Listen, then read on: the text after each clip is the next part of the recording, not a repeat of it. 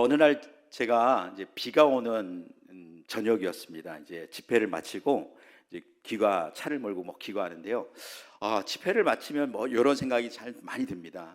그동안 뭐 특별히 아쉬웠던 점도 있고, 또 하나님께서 저에게 또 주신 또 기도의 제목들도 여러 가지 생각도 하고 말씀도 좀 이렇게 묵상하면서 오는데, 물론 이제 육체적으로 굉장히 피곤하고 또 나름대로 기도하다 보면 굉장히 힘이 들 때가 많습니다. 그런데 그날 따라 밤에 이렇게 라디오를 틀었는데 이 라디오 주파수가 잘못 이렇게 잡힐 때가 있잖아요, 그렇죠? 제가 원하지 않은 이 라디오 주파수가 잡혀서 갑자기 이런 음악이 흐르더라고요.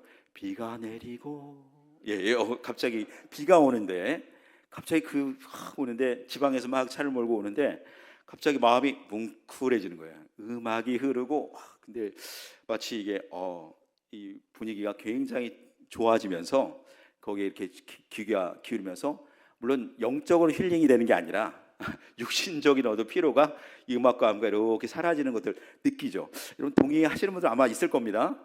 뭐 너무 신령하게 여러분 그렇게 사시느라고 아마 못 보시는 분도 계시지만, 그런 방 가운데 갑자기 아나운서, 그러니까 그 아나운서의 멘트가 저에게 굉장히 은혜처럼 들렸습니다. 이제 여러분 많이 힘드셨죠? 오늘 하루 그런데 제 얘기하는 것 같아요. 제가 많이 힘들었거든요. 이제는 이제 힘든 거 모든 거 다 내려놓고 이제 평안하시기를 바라겠습니다. 이렇게 얘기하는데, 진짜 마음속으로 아멘 하고 싶은 마음이 확 들더라고요. 내 마음을 어떻게 이렇게 잘할까? 그리고 이제는 모든 짐을 다 내려놓으라고 하면서 이제는 마음이 평안하게 하루를 마감하라고 이렇게 얘기하는 멘트 같아요. 자, 그런데 그 아나운서가 아쉽게도 이제 마칠 시간이 다 되었습니다. 이렇게 나는 이제 틀어서 이제 시작을 하는데 이제 분위기를 띄우려고 하는데, 아나운서가 이제 나는 이제 다 됐다라는 거예요. 그래갖고 너무 아쉽다, 좀 더 했으면 좋겠는데, 그런데 거기에 마음속에 딱 힐링하고 있을 때 그분의 멘트가 저에게 충격이었습니다. BBS 불교 방송. 앞에까지 너무 좋았다가 갑자기 제가 목사인데 이게 지금 방송 채널, 사실 라디오 잘 안 듣거든요. 보통은 음악을 듣기 때문에 하는데, 자, 그런데 그러니까 갑자기 지금까지 너무 좋았다가 갑자기 BBS까지 잘 몰랐어요. 이게 뭔지, 뭐 성경 무슨 이름인지. 그런데 불교 방송 하는데 갑자기 전기가 확 오르면서 벼락을 맞은 기분, 정신을 바짝 드는 그런 기분이 들었는데, 그 뒤에 아나운서가 마지막 저에게 핵펀치를 날렸어요. 뭔지 아십니까? 성불하세요. 이렇게 얘기하더라고요. 그런데 제가 지금도 여러분께 이 얘기를 드리는 거 뭐냐면, 회개하는 마음 가운데 물론 듣는 거 뭐 어떻게 하겠습니까? 그런데 도전이 있더라고요. 왜냐하면 여러분, 성불이라는 게 뭡니까? 부처가 되세요라는 거잖아요. 이게 뭐냐면 닮아가고, 그리고 그게 살으란 얘기예요, 부처처럼. 그런데 우리는, 제가 집회를 했지만 우린 예수 믿으세요라고 하고 예수 믿고 복 받으세요 이렇게 하지 않습니까? 자, 그렇게 인사를 하고 예수님 뭐 복 받으세요, 믿고 복 받으세요, 뭐 이렇게 우리가 인사를 하는데 이들은 다르더라고요. 그래서 제가 그때부터 인사를 바꾸기로 했습니다. 우리가 밀리면 안 되잖아요, 그렇죠? 우리가 다 내려놓으면 이런 걸 많이 하는데 우리도 인사를 이렇게 하겠으면 좋겠다, 이런 마음이 들었습니다. 그래서 예수 닮기를 바랍니다. 이렇게 서로 한번 인사해 볼까요? 시작. 예수 닮기를 바랍니다. 그래서 예수 닮는 것은 우리가 어떻게 사는 것이냐? 예수님이 내 안에 살고 내가 예수님만 사는 겁니다. 그러면 어떻게 해요? 내가 죽어야 되는 것이죠. 자, 우리가 좀 새해를 맞이했어요. 그렇죠? 2026년 새해를 맞이했는데, 사실 이것을 우리가 새날이라고 이야기를 합니다. 근데 이런 새날을 맞이하는데, 육적인 새날을 맞이하는 것은 되게 쉬워요. 날짜가 지나가면 되니까. 그런데 영적인 삶 속에서 우리가 새날을 맞이했느냐라는 거 우리가 물어보면 아직 그러지 못한 성도들이 꽤 많이 있더라고요. 물론 저희 교회 이야기일 수도 있어요. 그래서 제가 금요일에도 이야기를 좀 함께 나눴는데, 육적으로 새날을 맞이했어요. 2026년 지금 1월 11일까지 지났지만, 그런데 영적으로는 아직 2025년을 살아가는 사람들이 있단 말이에요. 그래서 그들이 어떤 삶 가운데 전혀 도전도 없고 감동도 없고 여전히 2025년에 그 옛 성품을 옛 습관을 살아가는 그런 성도들의 모습이 이어져서 마치 영적으로는 지금 2026년 1월 11일 사는 게 아니라 2025년 12월 37일이나 38일 아니면 40일째 이렇게 좀 살아가고 있는 우리의 모습이 아닌가 싶어요. 여러분, 그래서 우리가 새로운 날을, 영적인 새 날을 열길 원하시면, 그래야 하나님께서 새 일을 시작하지 않겠습니까? 할렐루야. 자, 그러려면 우리가 세 가지가 있어야 돼요. 저는 말씀은 오늘 본문과는 좀 다르지만 세 가지 잘 들어보세요. 첫 번째는 따라하십니다. 내가 죽을 때 새날이 열린다. 네, 새날이 열립니다. 이 말씀은 우리가 어디서 찾을 수 있냐면 읽지는 않겠어요? 우리가 잘 아는 말씀의 여호수아서 1장 우리 1절 이후의 말씀입니다. 여러분, 여호수아가 여러분 이제 새날의 역사에 참여하게 될 때에 그때 가장 하나님께서 새날을 여실 때 첫 번째 한 게 뭐냐? 바로 모세가 죽은 후에라고 성경은 기록하고 있습니다. 아직 모세가 있을 때에는 그에게 새로운 역사가 있지 않았어요. 그런데 모세가 죽은 후에 드디어 이제 이 여호수아를 통해서 가나안 땅에 들어갈 수 있는 새날을 열어주신 놀라운 하나님의 역사가 있듯이, 여러분 오늘 우리 가운데 먼저 뭐 해야 됩니까? 새날의 역사가 있으려면 과거의 나는 죽어야 될 줄 믿습니다.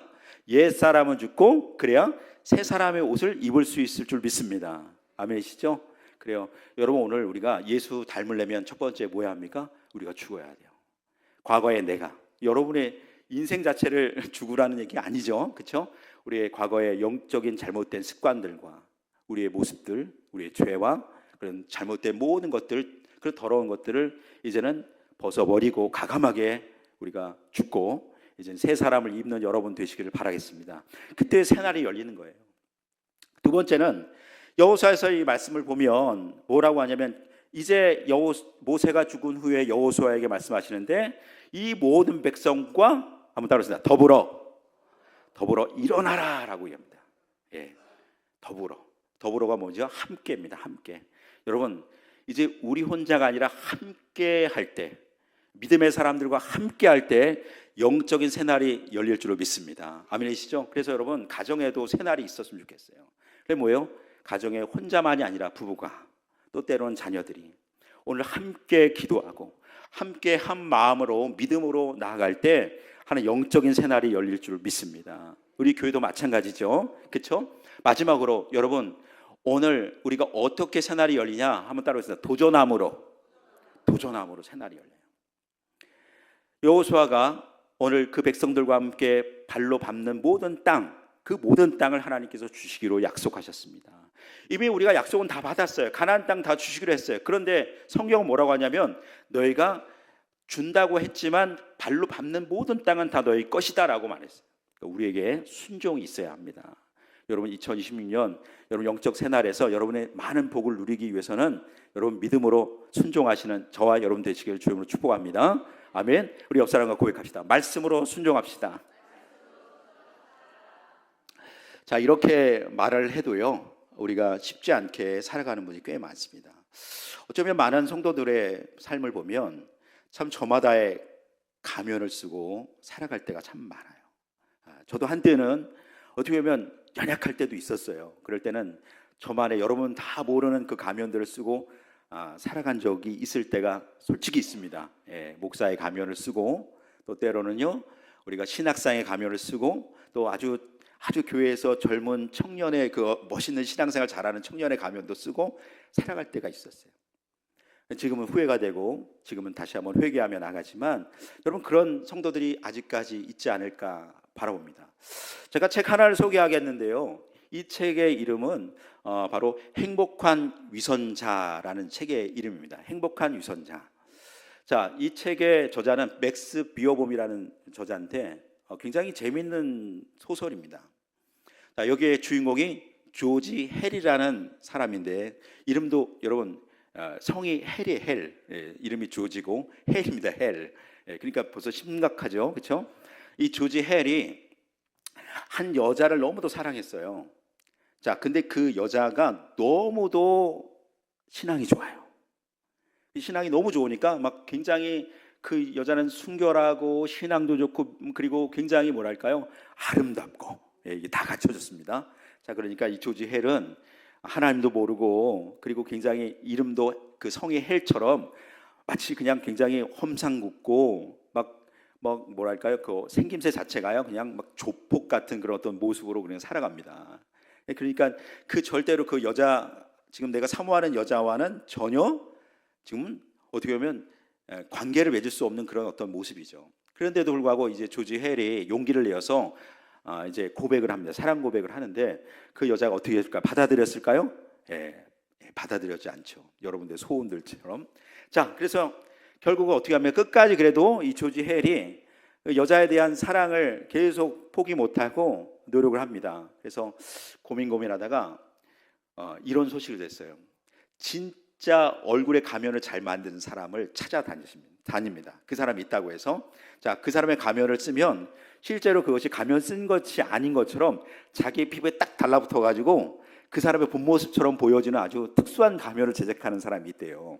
그래서 그 사람을 소문을 듣고 찾아가서 딱 가면을 만들었는데, 어떤 가면을 만들었냐면 아주 은혜롭게 생긴 성직자의 가면을 만들어서 썼습니다. 자, 누가 봐도 그 얼굴만 보면 벌써 은혜가 흘러요. 은혜가 흘러요. 그리고 이제 성을 바꿨어요. 조지 해븐으로.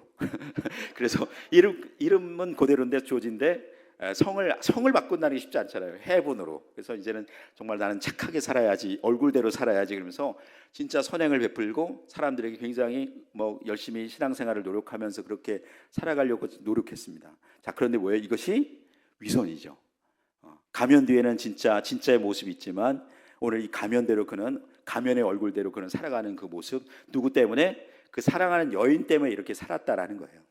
자, 그런데 어느 날 예전에 전 여친이 나타났어요. 그리고 나서 이제 이 새로운 정말 이 여자하고 정말 잘 살아가는 그런 시점에서, 자, 이제 새로운 여자하고 잘 살아가면서 살아가는 그 시점에서 전 여친이 나타나서, 자, 저 사람의 본 모습을 보여주겠다 하면서 가면을 확 벗겼어요.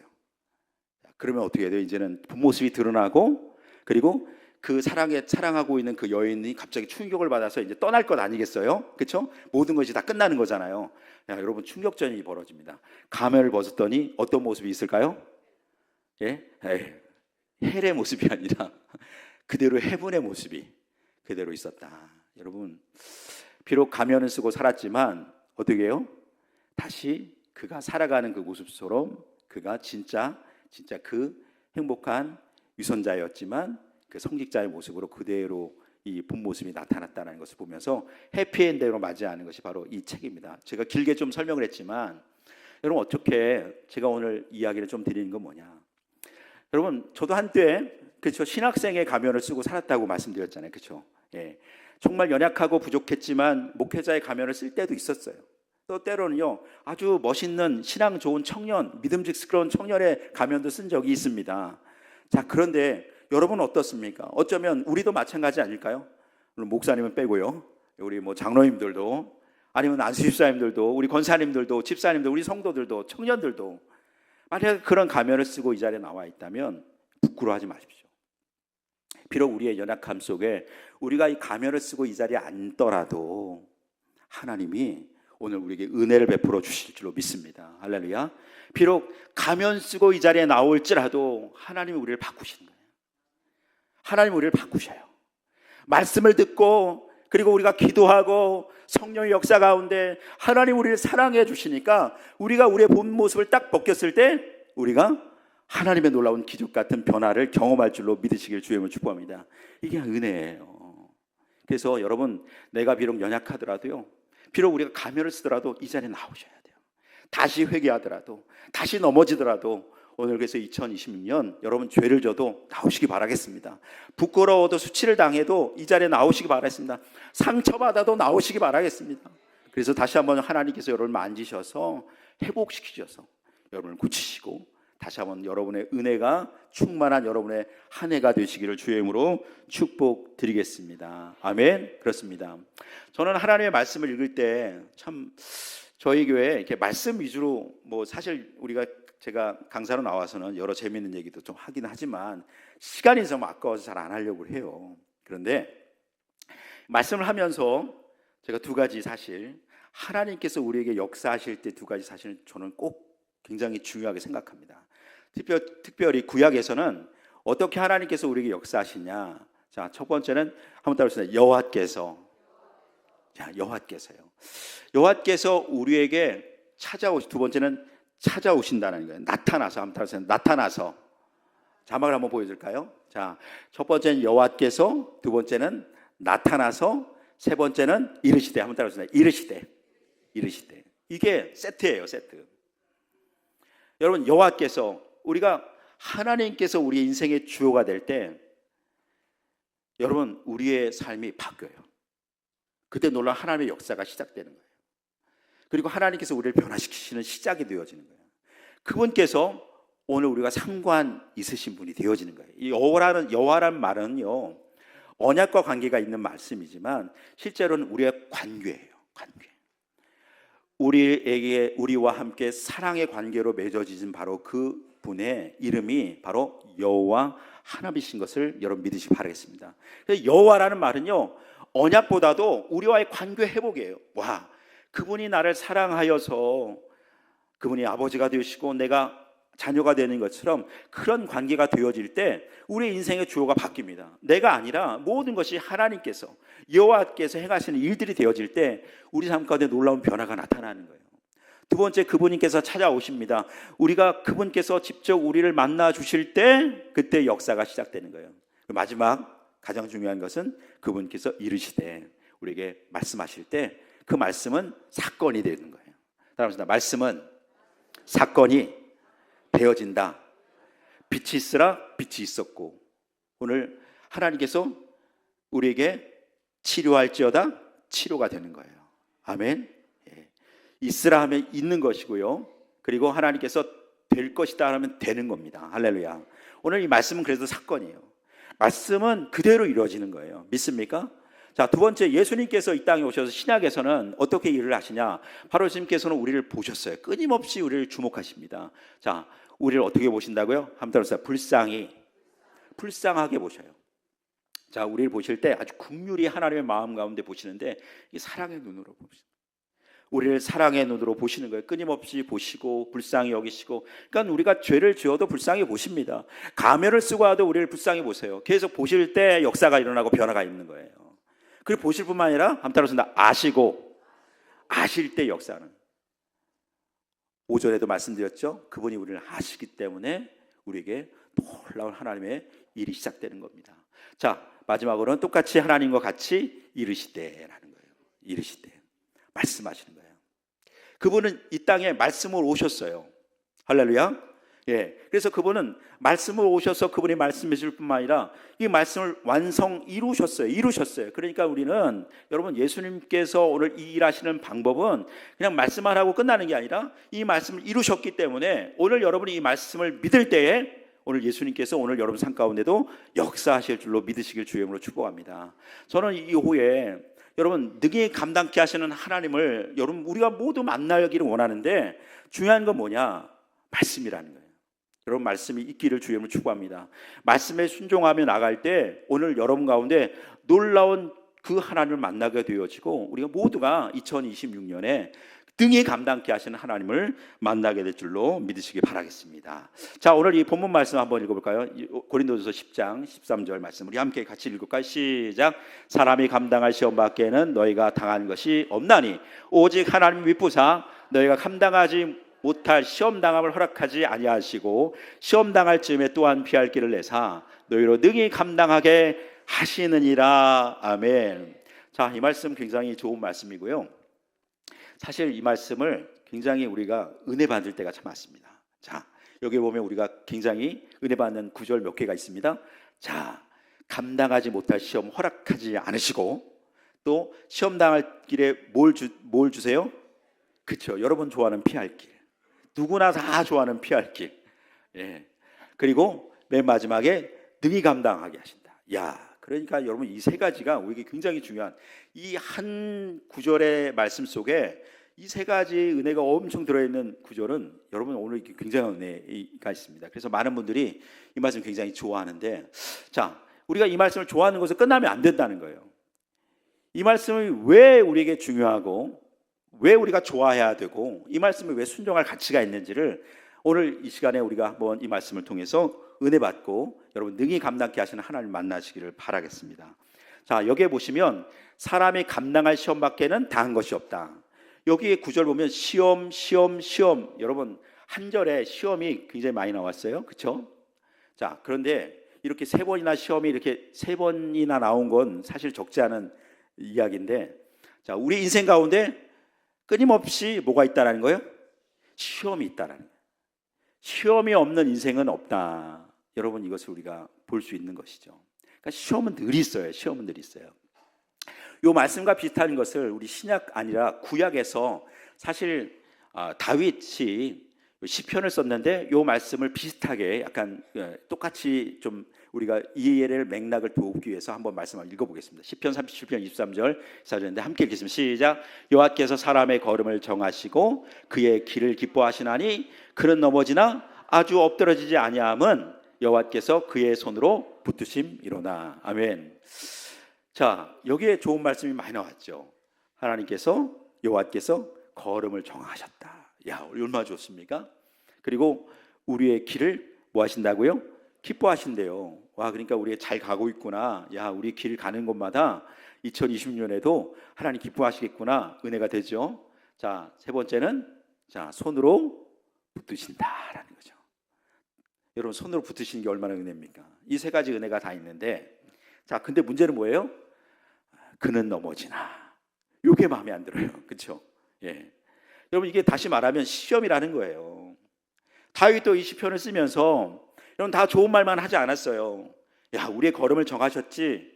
하나님 우리의 걸음을 정하셨는데 무슨 실수가 있어요? 우리 무슨 시험이 있겠어요?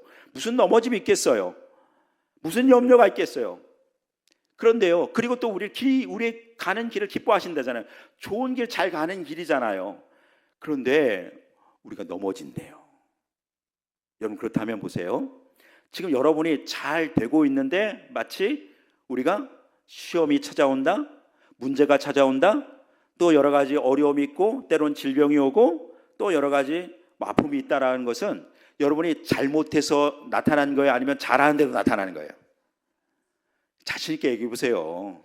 여러분이 잘하는데도 나타날 수 있을 줄 믿습니다. 그게 은혜예요. 그러니까 여러분 이 시험이 찾아온다는 것은 여러분이 잘못해서만 찾아오는 게 아니에요. 대부분의 믿음의 사람들의 시험은 여러분이 잘하고 있을 때 나타나는 거예요. 그렇다면 이 시험은 뭘까요? 하나님께서 여러분에게 테스트하기 위한 거예요. 여러분의 믿음의 성장을 하기 위해서 하나님께서 주시는 시험이라는 거예요. 이 시험은 사단이 주는 유혹이 아니라 하나님께서 여러분 믿음 생활 잘하고 그 걸음대로 잘 걷고 있고 여러분의 막 길을 걷는데 하나님께서 야, 너 잘하고 있구나 하는데 갑자기 넘어져요. 그러면 하나님 이게 뭔가요? 이게 뭐죠? 근심하지 마시기 바랍니다. 오늘 이것은 바로 여러분이 하나님 앞에 여러분의 믿음을 더 한층 성장하기 위한 하나님께서 테스트 하시는 것인 걸 여러분 깨닫기를 주님을 축복합니다. 자, 그럴 때 하나님께서 어떻게 해요? 그가 넘어지지만 아주 엎드러지지 않게 한다는 거예요. 그러니까 다시 말하면 이것은 내가 감당할 시험밖에는 당한 것이 없다. 넘어져 죽는 게 아니라는 거예요. 할렐루야. 엎드러지지 않는 거, 아주 엎드러지는 거, 살짝 넘어지는 거예요. 믿습니까? 자, 그런데도 하나님께서 어떻게 해요? 마치 피할 길 같은 능히 감당하게 하시는 하나님의 손으로 그를 붙들어 주신다. 여러분 믿으시기를 주님을 축복합니다. 여러분 그런 하나님이세요. 자, 우리 본문의 말씀으로 다시 돌아가면, 자, 그렇다면 우리 이 시험이라는 것이 뭘까? 자, 우리가 한번 보세요. 첫 번째는요, 감당할 시험이라는 거, 감당할 시험. 그러니까 우리 모두가 다 감당할 수 있는 시험이라는 거예요. 그러니까 이것은 여러분 이미 이 시험 문제를 안다면 여러분 이게 시험입니까? 시험이 아닙니까? 시험이지만 시험이 아닌 거예요. 왜? 여러분 다 100점 맞을 수 있는 거예요. 그러니까 여러분, 이미 답을 다 알고 있어요. 그러니까 우리 모든 이 시험은 하나님께서 우리의 믿음의 시험은 이미 이 답을 다 알고 있는 시험이라는 거예요. 그러니까 우리는 이건 다 알아요. 그런데 여러분 이 시험 당할 때 뭐가 생겨요? 두려움이 있어요. 미리 답은 다 알지만 이 결과가 어떤 결과라는 걸 우리 이미 알죠. 하나님 우리를 성장시키기 위한 것, 우리를 더 믿음을 더 강하게 만드시고 우리를 세우시고 다시 한번 우리를 더 좋게 만들려고 하시는 하나님의 놀라운 그런 계획과 그런 답이 딱 정해져 있지만, 그럼에도 이런 시험들이, 여러 가지 시험들이 찾아오면 우리가 두려워하게 되어진다는 거예요. 예, 안 그러십니까? 예, 동의 안 하시나요? 두려워하시죠? 예, 그래 두려워해요. 질병 찾아오면 두렵죠. 자녀들이 갑자기 전화 안 왔던 자녀들에게 전화 오면 또 두렵기도 하고 그렇지 않습니까? 목사님 아까 말씀하신 새벽기도 나오는 성도 갑자기 있으면 마음속에 두렵기도 하고 은혜 받기보다도. 자, 그런 가운데 어떻게 합니까? 두려움은 찾아오지만 결국 이 두려움이 뭐예요? 그들을 어떻게 해요? 기도의 자리로 안내한다는 거예요. 골방으로 안내하는 거예요. 결국 이 두려움이 우리에게서 답은 알고 있지만 결국 이 두려움들이 바로 우리를요 철저하게 기도의 자리로 우리를 안내한다는 거예요. 기도의 자리에 나와서 뭐합니까? 기도하는 거죠. 하나님께 맡겨드릴 때 여러분 오늘 뭐예요? 하나님은 우리에게 뭘 주세요? 힘을 주시는 거예요. 시험을 이길 힘을 주시는데 바로 그것이 믿음, 따라서 믿음이에요. 믿습니까? 예, 이해가 되시죠? 그러니까 여러분 오늘 우리에게서 여러 가지 뭐 질병이 있든 문제가 있든 여러분은 잘못해서 하는 건 아니니까 남을 정죄하지 마세요. 누가 그랬더라. 아유 예배 안 나오니까 뭐 그래, 뭐 열심히 안 하니까 그래. 여러분 절대로 우리는 정죄하면 안 돼요. 여러분 오늘 우리가 다시 한번 여러분 이런 시험을 만날 때에 비록 우리 가운데 두려움은 있지만 그 두려움으로 머물러 있으면 안 되고 반드시 기도 자리에 나오셔야 돼요. 할렐루야. 믿습니까? 예, 이제 이게 딱 이제 빨리 하라고, 빨리 진행하라고 지금 보여주는 것 같아요. 감사합니다. 예, 자, 어떤 집사님이, 남자 집사님이 계셨어요. 근데 이분이 한 번도 기도회 자리에 나오지 않으셨어요. 그냥 예배는 나오셨는데 뭐 우리 철야기도, 새벽기도 뭐 이렇게 뭐 나오지 않으셨어요. 자, 그런데 어느 날 진짜 두려운 것이 생겼어요. 문제가 생기니까 이제 기도하기 시작했는데 그게 뭐냐면 산에 갔다 갑자기 발을 헛뜯어가지고 떨어졌어요. 낭떠러지. 그랬더니 다행히도 뭐에 걸려 있어요? 나뭇가지에 걸려 있는 거예요. 와, 나뭇가지인데 아래는요 그냥 막 안개가 있어갖고 밑바닥이 보이지 않는 거예요. 자, 그러니까 자 이때 드디어 하나님을 찾습니다. 한 번도 막 부르짖어 기도해 본 적이 없는 그 집사님께서 그때 산에 가서 이제 산기도라는 걸 처음 해보는 거예요. 교회에서도 기도 안 한 사람이. 그래서 하나님 살려주세요. 네, 하나님 도와주세요. 이렇게 기도합니다. 자, 그랬더니 하나님께서 들으시고, 자, 처음 듣는 목소리예요. 난 한 번도 안 들어본 목소리인데 새 신자인가? 그래서 하나님께서 귀를 기울이셔 보니까 물어보는 하나님, 이게 이제 제가 꾸며낸 얘기입니다. 자, 실제 이야기는 아니고요. 예화입니다. 자, 하나님께서 묻습니다. 교회에 나온 지 얼마 안 됐냐고 물어보니까 아니요, 저는 한 10년 정도 다닌 집사입니다. 근데 하나님께서 야, 너 목소리는 처음인데. 근데 이 얘기 들으면 좀 찔리는 분, 우리 남자분들 좀 있으실 것 같아요. 예. 자, 그랬더니 아유 죄송합니다 하나님. 근데 제가 지금 여기 절박합니다. 나를 좀 도와주십시오. 살려주십시오. 지금 어떻게 좀 날 도와주세요라고 했더니 하나님께서 딱 보더니 그러면 그 손을 놔라 이렇게 얘기했어요. 그랬더니 사실은 여러분 그 밑바닥은 안개가 있지만 별로 높지 않은 곳이에요. 바로 내리면 그냥 바로 바닥인데 안개가 있으니까 아래를 못 보는 거죠. 그런데 이 남자는 지금 이 집사님은 지금 밑에가 볼 수 없으니까 하나님께서 지금 놔라 하니까 하나님을 믿지 못하는 거예요. 그러니까 이렇게 다시 부르짖는 거예요. 여기에 하나님 말고 다른 분 없어요 라고 얘기했다라고 합니다. 여러분 뭐 이 얘기는 아는 분들은 또 아실 수 있지만 그런데 여러분 우리가 그래요. 절박해야 기도합니다. 우리가 좀 두려움이 있어야 기도 자리에 나와요. 근데 문제는 뭐냐면 두려움이 있어도 교회 안 나오고 기도 자리에 안 나오는 게 그게 문제가 되어지는 것 아니겠습니까? 여러분 오늘 그런데 특별히 우리가 기도의 자리에 나왔다면 어떻게 기도해야 되죠? 한번 따라서 간절히 기도해야 될 줄 믿습니다. 하나님께서 간절히 기도하는 사람을 찾아요. 어떤 그 시골에 도시에 사는 그 여자분이, 처녀가 그 시골에 결혼해서 농촌총각하고 결혼해서 이제 시골에 갔어요. 근데 한 번도 농사일을 접은 적도 없고 밭일을 해본 적도 없어요. 근데 그 당시에는 이제 수도가 이게 설치가 안 돼가지고 뭘로 했냐면 다음 그림 보여주시면 좋을 것 같아요. 자, 여러분 이거 보셨죠? 아시는 분 있습니까? 예, 저희 어릴 때도요. 이렇게 집에 아마 하나씩 있었던 적이 있던 것 같아요. 자, 그래서 여기 이제 마중물을 넣으면 펌프를 가지고 막 하면 물이 나오잖아요, 그렇죠? 예, 그래서 마중물이 굉장히 중요하단 말이에요. 이 마중물을 딱 붓는데 이 마중물을 딱 붓고 그리고 뭐 어떻게 해야 돼요? 예, 그렇죠. 예, 해보셨죠? 예, 빨리 해야 돼요, 빨리. 그러지 않으면 물이 안 나와요. 근데 이제 이 며느리가 이제 이걸 해봤어야지. 그러니까 빨래를 하고 이제 뭐 부엌일을 하려고 그러는데 마중물을 쭉 누는데 어떻게 해요?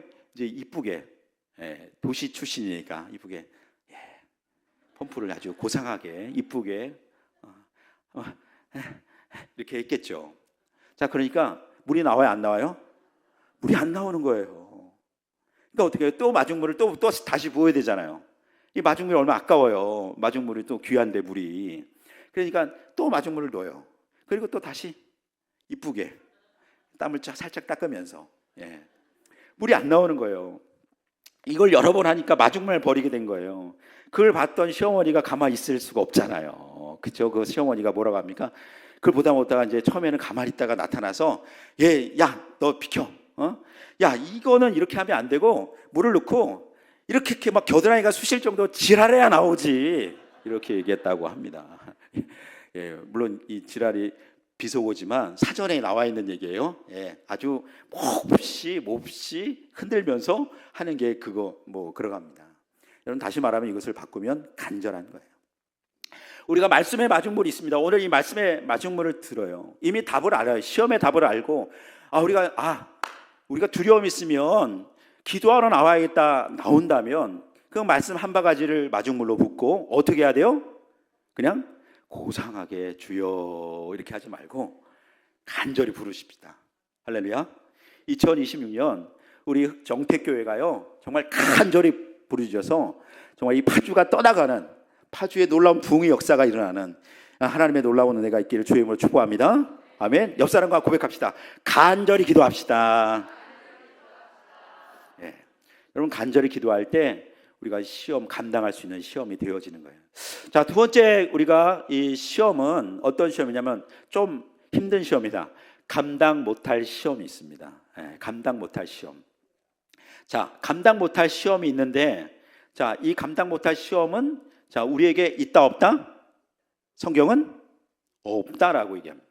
왜냐하면 하나님께서 이것을 허락해 안 해요? 다시 말씀을 잊어버렸나 봐요. 자, 말씀 한번 본문으로 다시 돌아갈까요? 고린도서 10장 13절. 자, 너희가 감당하지 못할 시험당을 중간쯤에 허락하지 아니하시고. 이해가 되시죠? 다시 돌아가겠습니다. 자, 그러니까 하나님께서 감당 못할 시험 분명히 있어요. 자, 모든 시험은 다 감당 못할 시험이 있는데, 자, 근데 하나님께서 믿음의 사람들 이걸 허락해 안 해요? 허락 안 한다고 했어요. 여러분, 그러니까 여러분 우리에게 있는 거예요, 없는 거예요? 없는 거죠. 없는 걸 믿습니까? 자, 그런데 문제는 뭐냐면 믿는데 그 뒤에 뭐가 나옵니까? 시험 당할 즈음에. 이거 하나님 뭡니까? 없다면서요. 근데 왜 시험 당할 즈음에는 뭡니까? 예, 그래요. 지금 먼저 답을 얘기하셔서 여러분 감당 못할 시험은 있어요. 그런데 하나님 믿는 사람들에게 그 시험을 허락하지 않으셨어요. 그러니까 우리에게 없는 건데, 자, 그런데 시험 당할 즈음이라는 건 다시 있게 되는 거잖아요. 근데 결과적으로 보면 그런 감당 못할 시험이 우리에게 있더라도 하나님은 그때마다 뭘 주신다는 거예요? 피할 길 주신다는 거예요.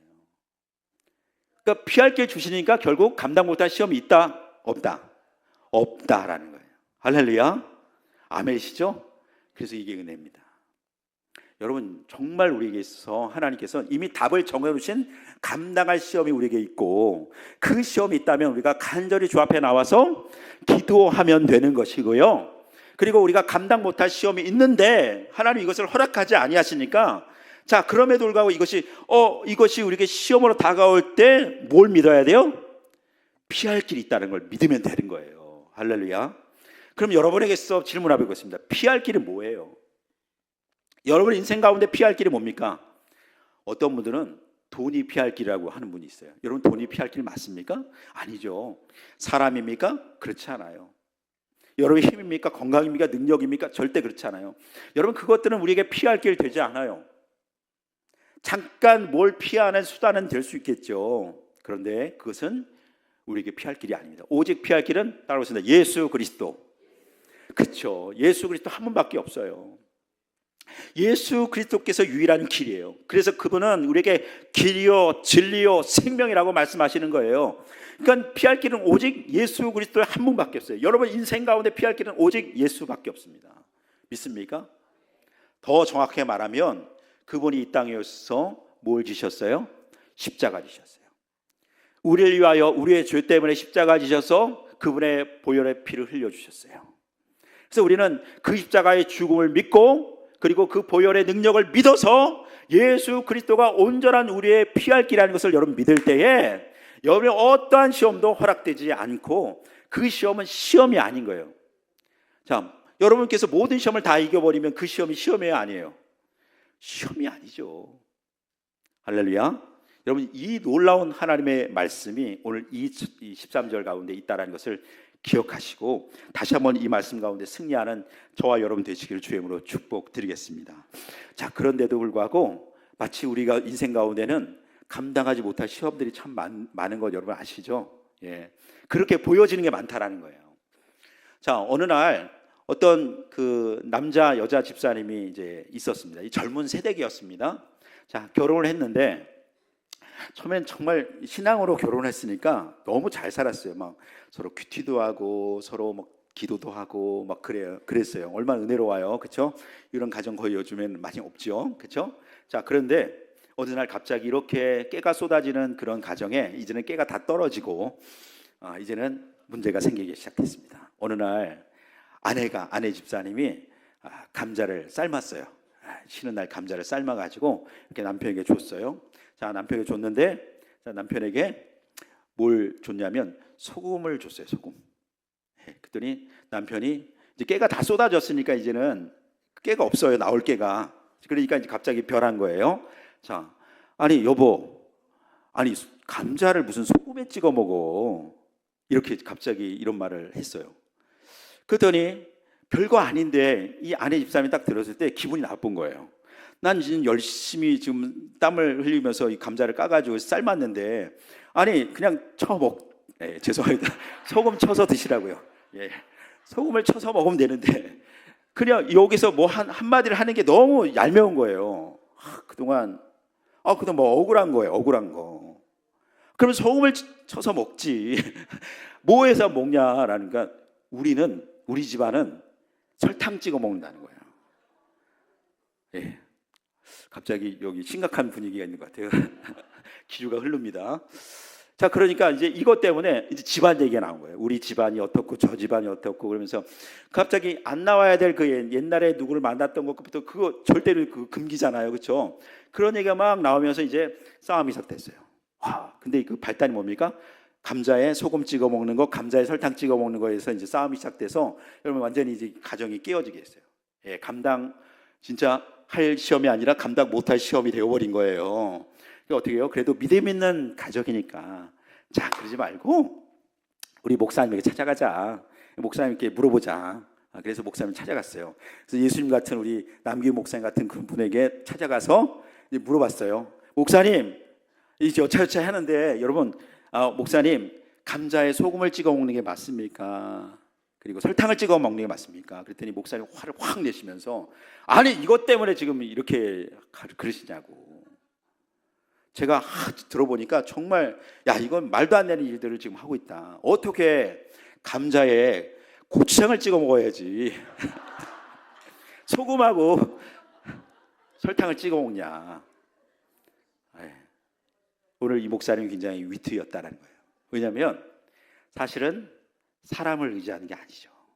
비록 목사님이라 할지라도 그 목사님 피할 길이 아니라는 것을 여러분 깨닫기를 바라겠습니다. 아멘이시죠? 목사님이 내가 그 꽃장을 찍어 먹어야 되는 그런 논리를 얘기하는 게 아니라 어떤 얘기를 해도 상처받잖아요. 그렇죠? 소금이라고 하면 이분이 상처받을 거고 설탕이라면 이분이 상처받을 거고 이건 깨어지는 거예요. 그러니까 목사님은 다른 얘기를 하면서 자신이 피할 길이 아니다. 오직 피할 길은 예수밖에 없다. 함께 기도하자. 할렐루야. 여러분, 이게 정말 지혜로운 겁니다. 사랑하는 성도 여러분, 사람 의지하지 않길 바랍니다. 여러분, 오늘도 우리가 피할 길은 오직 예수밖에 없다는 거예요. 여러분, 우리가 다시 한번 믿음으로 살아낼 때 우리 모든 시험들은 다 감당할 시험이고, 감당 못할 시험은 하나님께 허락되지 아니어서 날마다 피할 길 통하여 이기게 하시는, 승리하시는 길을 여러분 믿으시길 주의 이름으로 축복드리겠습니다. 그렇습니다. 자, 제가 참 좋아하는 목사님이 한 분 계셔요. 이 목사님은 개척교회를 하시는데, 작은 교회를 하시는데, 다드림교회 목사님, 다드림교회. 이름은 김병년 목사님이세요. 김병년 목사님. 한번 들어보신 분도 있을 거예요. 아침에 새롭게 하소서 뭐 이런데 기독교 방송에도 이분의 간증이 참 많이 나왔고, 책도 여러 권 나왔습니다. 근데 한번 사진 한번 보여주시면 이 목사님이구나, 이게 알게 될 겁니다. 김병년 목사님. 예, 한번 보여줄까요? 예, 대충 여러분 그냥 몰라도 아신다고 그 리액션 감사합니다. 자, 근데 이 목사님께서 작은 교회를 개척하는, 처음에는 개척할 마음은 없었어요. 근데 하나님께서 그렇게 자꾸만 인도해 주셔서 결국 하나님 앞에 순종해서 개척을 하게 된 거예요. 처음에는 유학을 가려고 했었는데 그걸 다 줘버리고 개척을 시작을 했습니다. 상가에서. 그런데 어렵게 준비하면서 몇 년을 개척 준비해서 드디어 개척을 딱 하고 이제는 예배를 딱 드리는 그 순간에 안 좋은 일이 벌어졌어요. 사모님이 쓰러지고 말았어요. 사모님이.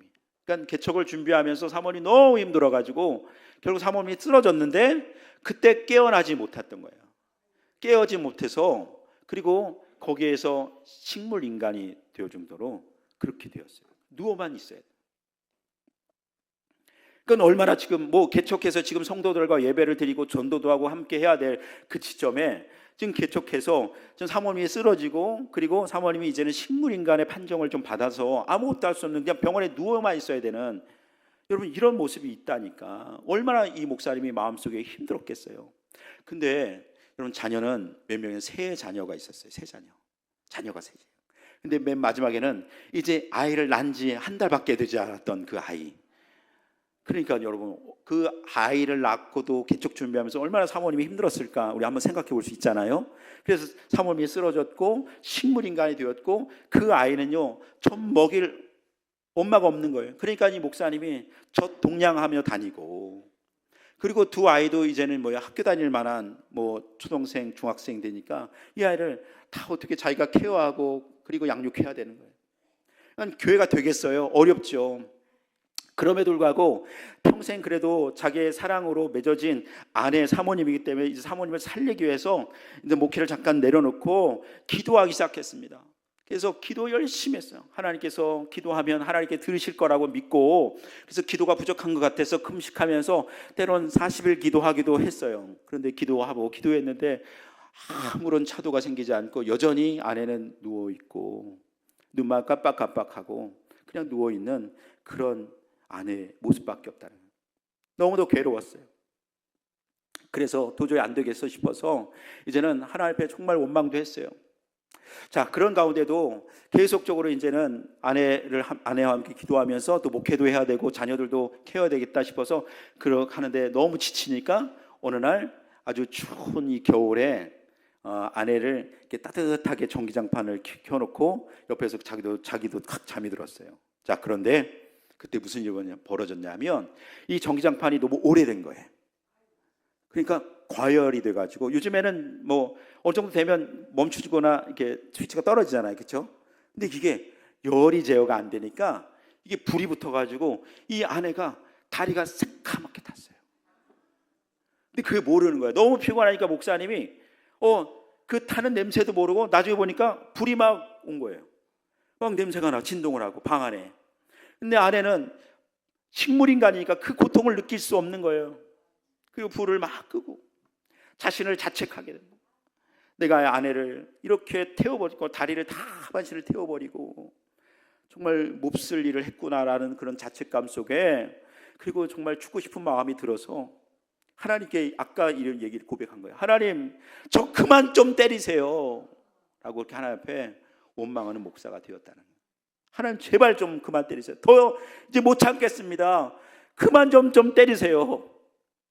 그리고 기도를 안 했어요. 그러던 한참 후에 다시 그가 기도하기 시작했습니다. 그때 갑자기 기도하면서 늘 불렀던 찬양이 떠올랐는데 그게 뭐냐면 바로 거친 파도 날 향해 와도, 여러분 주품에 있죠. 그 찬양, 그 가사 중에 폭풍 가운데 나의 영혼 잠잠하게 주를 보리라, 이 가사가 확 들어오는 거예요. 이거 평소에 늘 불렀던 찬양인데 이 찬양이 확 들어오는 거예요. 근데 이 찬양이 들으면서 오늘 이 찬양을 지은 사람은 누군가가 있을 거 아니에요? 근데 고백할 때 한 번도 이 폭풍이 없애달라고 기도하지 않았던 모습이에요. 그걸 깨달았어요. 이 찬양은 폭풍이 없애달라고 기도하지 않고 오히려 폭풍 가운데 나의 영혼이 잠잠하게 하나님만 바라보게 해달라고 기도하는 찬양을 했다라는 것에 감동받은 거예요. 근데 이 목사님 지금까지 뭐예요? 하나님, 우리의 아내를 고쳐주세요. 나에게 이런 어떤 절박한 지금 이 개척교회 환경, 작은 교회 환경을 좀 열어주셨어요. 하나님 다시 한번 해결해 주세요. 하나님, 우리 자녀들을 어떻게 하나님께서 좀 이 문제를 해결해 주세요. 이 모든 게 다 꼬여있는 이 가운데 나는 이걸 해결해달라고, 이거 해결하려고, 그것도 하나님 없애달라고 그렇게 기도했는데 오늘 이 찬양을 통하여 봅니까? 이 찬양은 한 번도 그런 고통이나 고난이 없애달라고 한 적이 없다라는 거예요. 오히려 그것을 내가 맞닥뜨리고, 그리고 어떻게 해요? 누구만 바라보는 거예요? 잠잠하게 주님만 바라봐라 라고 하는 것을 그는 깨닫게 되었습니다. 사랑하는 영택교회 성도 여러분, 오늘 이 찬양의 가사가 여러분 삶 가운데 다시 울려 퍼지길 바라겠습니다. 여러분, 고난이 있어요. 문제가 있어요. 하나님, 감당할 시험밖에 없다면서요. 감당 못할 시험을 허락하지 않았다면서요. 근데 왜 우리에게 이런 고난이 있습니까? 이 고난은 무엇입니까? 어떻게 설명해야 합니까? 이 문제 어떻게 얘기해야 합니까? 그런데 여러분, 그 문제가 있을 때 뭐 해야 합니까? 그런 문제가 있을 때에도 우리가 누굴 바라봐야 돼요? 위에 계신 주님을 바라보시길 바라겠습니다. 그래서 말씀의 결론이에요. 오늘 왜 하나님은 어떤 분이시냐? 그 하나님 누구시기에 우리가 능히 감당하게 하시는 하나님이시냐? 바로 한번 따라서 미쁘신 하나님. 그래요. 하나님은 오직 미쁘신 하나님이시기 때문에 우리에게 능히 감당케 하시는 놀라운 역사를 이루어 주신다는 거예요. 여러분, 이 미쁘다란 말 우리에게 익숙한 말입니다. 어렵게 들리지만 바로 신실하다, 다시 말하면 우리에게 약속을 지키시는 분이에요. 변함없이 우리를 사랑하시는 분이 바로 미쁘신 하나님이세요. 그리고 그분은 마치 믿을만 하신 분이에요. 다시 말하면, 반대로 말하면 우리를 여전히 믿어주시는 분이에요. 믿습니까? 그 미쁘신 하나님이 우리가 실수하고 넘어지고 비록 가면을 쓰고 이 자리에 나와 있을지라도, 비록 우리가 자그마한 시험도 이기지 못하는 그 연약함 속에 우리가 목사가 되고 장로가 되고 권사가 되고 안수집사가 되고 누가 될지라도, 그래도 하나님 우리를 여전히 우리를 믿어주셔서 오늘도 미쁘신 하나님께서 우리를 인도하셔서 이 모든 등이 감당케 하시는 하나님을 우리가 만나게 될 줄로 믿으시기 바라겠습니다. 말씀의 결론입니다. 오늘 시편 3편 4절, 오늘 이 말씀 결론인데요. 한번 읽어볼까요? 시작. 여호와여, 주는 나의 방패시오 나의 영광이시오 나의 머리를 드시는 자이시니다. 아멘. 할렐루야. 이 시간 우리 함께 기도하려고 하는데요. 사랑하는 영택교회 성도 여러분, 저는 오늘 이 시간 말씀 전하고 갑니다. 그런데 여러분, 하나님은요 우리에게 득이 감당케 하시는 하나님이에요. 근데 그 하나님은 바로 말씀한 것처럼 미쁘신 하나이기 때문에, 약속을 신실하게 지키시는 분 때문에 오늘 우리에게 있어 능 감당케 하시는 분이에요. 우리 시편의 기자가 얘기합니다. 그는 나의 방패시라. 여러분, 우리가 방패에 의지할 것 아닙니까? 누구를 의지합니까? 우리 앞에는요 방패가 아니라 미쁘신 하나님을 의지해야 되는 거예요. 그분이 우리가 방패 되세요. 두 번째는요, 오늘 나의 영광 뭡니까? 오늘 여러분이 가진 축복입니까? 그렇지 않아요. 오직 우리의 영광은 바로 미쁘신 하나님이 될 줄로 믿습니다. 나에게 신실하게 약속을 지켜주셔서 능히 감당케 하시는 그 하나님이 오늘 나의 영광 받아 주시옵소서. 뿐만 아니에요, 나의 머리를 드시는 분이시라고 말씀하십니다. 여러분, 우리 낙담하며 낙심하며 머리를 숙일 수밖에 없어요. 그런 날은 낙심하고 낙망하여 시험 들어서 우리 먹이를 숙이는 우리들에게 다시 한번 소망으로 미쁘신 하나님이 우리의 머리를 들게 하십니다. 왜? 우리를 믿어주시니까요. 사랑하는 성도 여러분, 2026년 여러분의 모든 인생 가운데 하나님이 능히 감당케 하실 줄로 믿습니다. 여러분의 모든 시험은 감당할 시험이요, 여러분의 모든 시험은 감당 못할 시험이 허락되지 않도록 여러분 날마다 피할 길을 주시는 그 하나님은 오직 미쁘신 하나님, 신실하신 하나님, 여러분 가운데 항상 함께 하시는 하나님을 믿으시고 승리하는 저와 여러분 되시기를 주의 이름으로 축복합니다. 아멘. 함께 기도하고 찬양합시다.